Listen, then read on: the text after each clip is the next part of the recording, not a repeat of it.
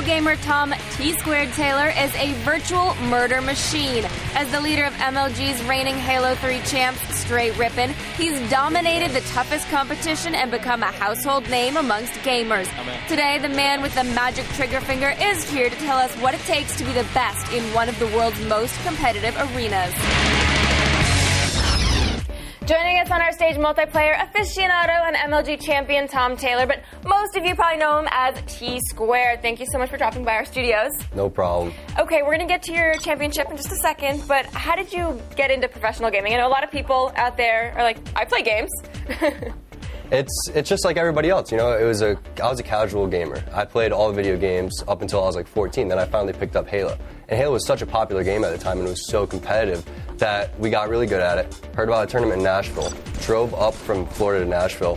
14 years old. My mom's like, all right, fine, you can miss school. Your mom's Friday and awesome. Monday. She is awesome. Oh, my mom. So Friday and Monday I missed school, and she's like, if you don't make any money at this tournament, you're never going to another tournament again. And I've never not made money at a tournament. She was hoping that you guys would just go, get it out of your systems, not make any money, and quit. Yep. For a while, she thought I was partying, actually. She's like, you're just going away to these tournaments to party. I was like, no, I'm seriously, like, going and playing a video game. So that's how little it was back in the day. So tell us a little bit about your championship that you just won. So we just got back from Vegas a couple weeks ago. I'm still pretty tired from the tournament, but it was the final tournament of the MLG season. $100,000 is on the line. There's 8 teams that get invited out. So, you know, it's a 4-man team. My team's Straight Rippin'. We took down the #1 spot. We were the #1 seed actually going into the tournament, so it was no surprise. But all your hard work finally pays off is a pretty good feeling. So how many tournaments do you typically do in a month or a year? There's 6 tournaments in a year. Back in the day, it would actually be 13 tournaments in a year, and there's local tournaments and things like that. So at the time, I was doing like 20 tournaments maybe in 2004, but now it's 6. You can kind of relax, focus on the tournament. There's 4 regular season events, and then a playoff, and then the finals. So the finals is pretty much what it all comes down to. I mean, and can you, like, as maybe not like the #1 seed team, like, can you make any money doing this, like going to smaller tournaments in your area, or is it just kind of a fun hobby to do? Yeah, you can definitely, there's game battles, you know, Game Battle's a pretty popular site, MLG owns that now, and you can compete online for money, you can go to local tournaments and things like that, but the big money, if you want to be a real pro, then you're going to go to the MLG tournaments. Right, and then of course you guys won, and you got sponsored by Dr. Pepper. Yep, and Panasonic too, but the Dr. Pepper thing is huge. So now I'm going to be able to go into my local liquor store, open up the case, and I'll be like, hey, what's going on? There you go. Okay. See my smiling face right there.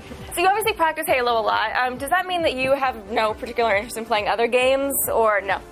Well, I love gaming. Like, seriously, I wish that I could play other games as much as I can. But when you're playing Halo as much as I have to play during the season from April to November, it's one of the cons on being a professional Halo player. You don't get to play as many other games, and it kind of sucks. But that's a pretty good con for your job. I don't get to play as much video games as I'd like.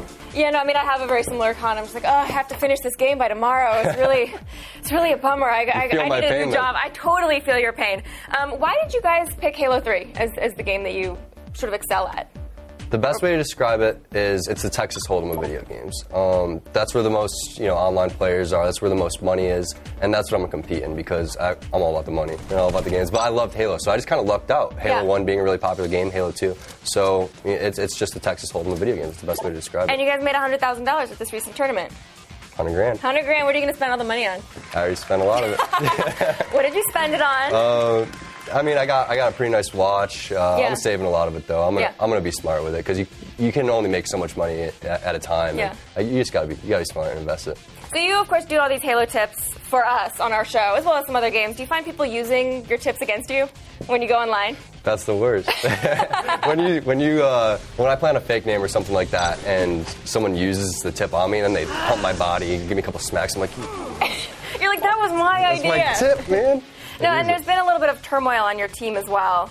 Yeah, a little bit. So just talk about that a little bit. Well, my best friend, Mason Cobb, he goes by Neighbor.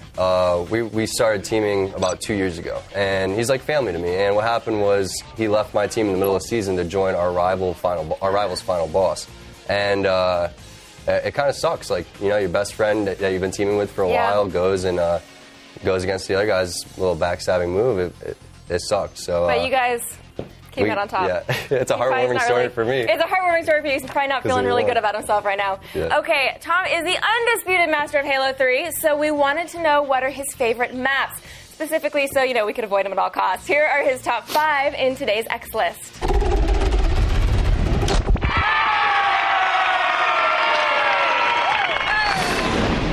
Is Foundry a great map to mess with in Forge? What do you like about this map? Foundry is actually one of the only it's actually the only map where in Halo 3 you can go in and change everything in it. And that's what's so great about it. But the only downfall is sometimes it gets a little laggy if you add too many things in, like the power drainers and then the bubble shields. If you have too much stuff on the map, it's really delayed. And that's the only thing. Otherwise, it would be number 1. Okay, number 4 is Guardian.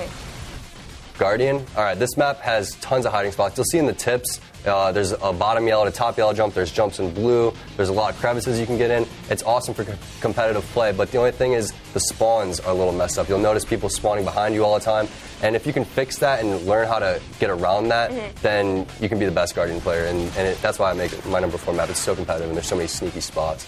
Number 3 is Narrows. Narrows is probably the best design map that Bungie's ever made. When you can hold the top middle, every professional team wants to hold top middle. But Bungie was smart and they put the weapons at the bottom of the map. So it's either do you want to stay up top with your team and hold the top, or do you want to be, selfish and go for the weapons on the bottom? So that's why I put Narrows as number 3. Number 2 is Construct.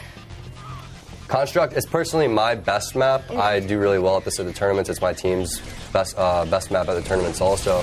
What happens is you want to get up top and hold all of the lifts. And it's a really well-constructed map. Oh, that's why it's called Construct. But there's 3 lifts. It's totally new. It's not like any other Halo map, and that's why it's one of my favorites. And your favorite one is the Pit. All right, so this map, I just love sniping. Sniping's my thing, and there's 2 sniper rifles on this map, and it's so aggressive. You have to be so aggressive in this map, and you can also set up on each side. So it's a little bit of both. If you want to set up in camp, you can do that, but if you want to be aggressive, you can also. This map is perfect. It's symmetrical. It's everything that you need in a Halo map. So I won't be on there.